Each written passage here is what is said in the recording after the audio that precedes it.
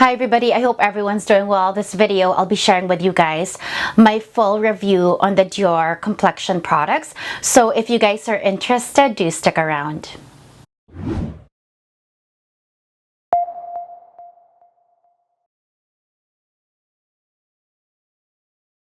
Hi everybody, welcome back to my channel. If you're new here, my name is Christina. I'm a beauty and fashion expert that does product reviews on luxury beauty, skincare, and makeup. Occasionally, I might share a luxury accessory review or a vlog here and there. So today, you guys, I am going to do a full review. I've shared a few thoughts on this product, I believe, in previous video, but it wasn't really in depth. At least for me, I feel like these two new launches really deserve their own dedicated video. So this is the new complexion products from Dior, the Forever Skin Contour, which is like their contour stick, and the Forever Skin Perfector, which is their foundation stick. So I have been using both for a few weeks now. It's really been, I think it's been a month since I purchased these when I was in LA. So first of all, basics, packaging wise, absolutely beautiful. The Skin Perfector is the one with the shiny packaging, and then the Dior Canage is on the top, the Canage pattern, and then the contour is the one with the matte, and then your CD logo is in matte black as well, so you don't see it, and it has the Canage pattern as well over top. This is how the box packaging looks like. You get 10 grams for each. And honestly, I don't know how much that is, but it's just gotten my attention because for the Skin Perfector or the foundation stick, which I've been using more, I've not really been contouring that much on a daily basis for work. I've had this for less than a month. I don't even reach for it every day because there's numerous new products I'm trying out as well. But I've noticed that as I'm trying to get it up, that is it. It locks right there. It's one twist and that's it. This is the product that you have. It does say 10 grams, but my only concern is, I wonder, like, I don't know. I just feel like, I don't know if it's standard. Maybe it is. I don't use foundation sticks all that much, but yeah, we'll see. So I'm showing you guys, well, I showed you guys applying it. I'll probably link it somewhere here, but this is, I'm going to quickly read this for you. It is a multi-use foundation stick that blurs and corrects for 24-hour wear and hydration. So as far as I'm concerned, you guys, this is, I wouldn't say super light or sheer. This is probably a light medium. But one thing that makes this stand out for me based off the other stick foundations I've used, it is not oily or greasy. And I applied it on one side first, but I did already, when I apply it, I just kind of put strokes in my face and then buff it with a buffing brush. It doesn't dry super fast, but it's better to work on it more immediately, and circular motions is very good, you guys. I'm not too sure, it just feels, the texture feels different than a lot of the other stick foundations I've used, which felt more waxy, and then in time it kind of just melted on my skin, and that's why I don't use stick foundation so much. It just doesn't meld well with my skin after a certain period of time, but this one does, and it really has that very blurring effect, and once you buff it in, it feels more like a powder, like a cream to powder dry down, but without being so drying or velvety. I hope that makes sense. One thing I would say with this foundation stick is it really does blur, and I think that is one of the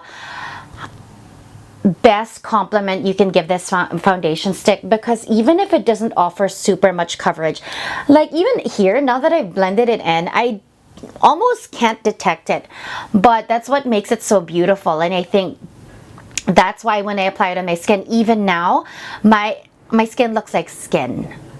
And I think that's very hard to achieve, especially for more prestige brands like Chanel or Dior. This is probably the closest one I would say, without leaving a tacky or even like a greasy, waxy feeling, closest to skin-like in terms of feel. So I really enjoyed this one, you guys. I am combination, sorry, not that one. This one, the Skin Forever Skin Perfector. I am combination skin. This does not get it doesn't get weird or greasy on me. It doesn't break down weird or make my skin start feeling weird after a 4-hour or middle of the day mark. It looks very natural, but also very blurred and just airbrushed. I didn't really even powder my complexion right now, you guys, but it looks perfect. I don't even, like, now that it's fall and winter, it's very dry here in Canada and cooler weather, you don't have to powder this. Next product is the Forever Skin Contour. The shade that I got is 0210. This is how it looks on the stick.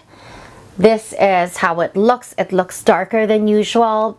I mean, it looks too dark, but once you blend it in, it blends out beautifully. Again, I think it has the same formula, very easy to blend, but look, it's very blurring. If you can see, I think this is actually a better example because it really blurs and smooths the skin, and I love that. Your skin just looks so smooth and perfected. This is the Skin Contour in 10. you can see how warm my periphery looks. I don't even think I really like blended it in all that well, but I haven't been using this on a daily basis. I don't really contour on a daily basis, but this kind of comes close to the warmth and the color the Soleil Tan de Chanel gives. This one I think is a bit more warmer, slightly. The Soleil Tan de Chanel is still a bit more on the warm neutral. This one is a bit more yellowish warm, but the same very natural complexion look, maybe a bit more sun-kissed than Soleil Tan de Chanel.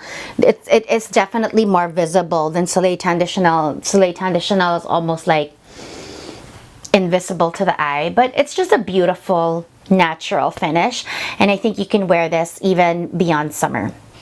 It's very blurring, easy to blend. This one doesn't get greasy either. Good color payoff. One thing I would say, I've been using this a lot to cut my crease here as well, which is something that I do a lot with my bronzers. Maybe not bronze or contour my face, but to cut my crease, I think a cream bronzer is amazing. But look at the finish of these two products, you guys. It really is very blurring on the skin. So that is my demo and my full review today. I highly recommend these two products if you're looking for a very natural but elevated finish to the skin. I think that's what makes this stand out from other brands or products that are just as good and have a very natural aesthetic to it, but this one is a bit more elevated. It's not very expensive. I'll put the link down below. It's kind of mid for a prestige brand, but the finish is elevated. The finish is a bit more polished, a bit more and aligned with the brand. This is a sophisticated kind of natural finish versus the kind of finish I would get from other brands, and I think it both does amazing in terms of blurring the skin. It also lasts and has very good wear on the skin where it doesn't break down or get greasy midway skin. So that is it, you guys. I hope you guys found this video interesting and informative. If you have any questions, you can leave it in the comments down below. Thank you guys for watching, and I hope you guys have a great day or a great evening.